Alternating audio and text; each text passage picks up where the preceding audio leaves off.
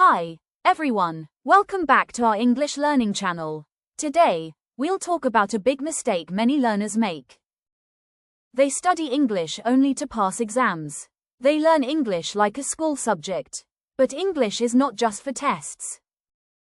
English is a language, and languages are for real life. Let me ask you something. Can you remember the last grammar test you took? Maybe you got a good score. But can you use that grammar when you speak? Can you order food in English? Can you ask for help at the airport? Can you tell someone about your favorite movie? If your answer is no, don't worry. You are not alone. Many students study hard but still can't speak. They memorize rules, they do exercises, they take tests, but they don't use English in real life. This is a problem. Because English is not just knowledge, it is a skill. Just like riding a bike, cooking, or playing the guitar. You must practice it, not only study it. Think about this. Would you read 5 books about swimming but never touch water? Of course not. You need to jump into the pool. The same is true with English. You need to use it.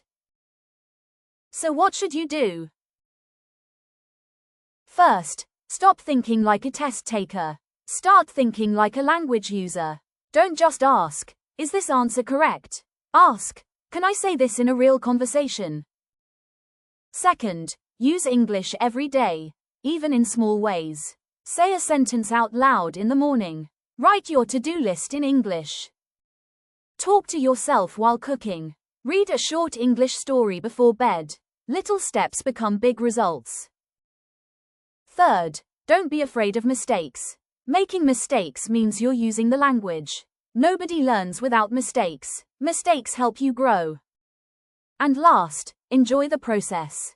Don't learn English just to pass a test. Learn English to connect with people. To travel. To watch movies without subtitles. To get a better job. To understand the world.